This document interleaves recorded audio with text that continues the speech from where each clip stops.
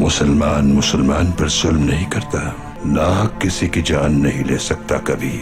ہمیں ظلم کے اندھیروں کو دل میں کبھی بھی جگہ نہیں دینی چاہیے۔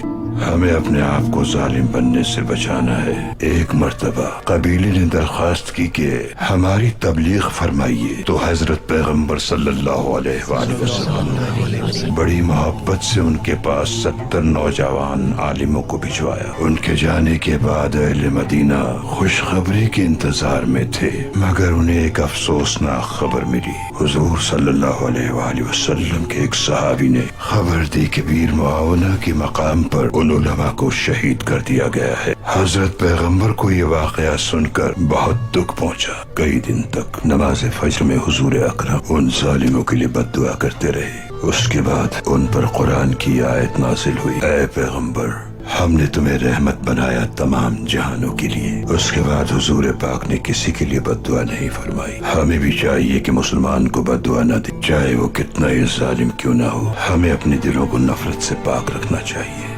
اور کوشش کرنی چاہیے کہ جتنا بس میں ہو ظلم کو پھیلنے سے روکیں اور ظالم کے نقش قدم پر چلنے سے گریز کریں۔ شیطان کو کسی بھی صورت اپنے دل میں جگہ نہ دیں۔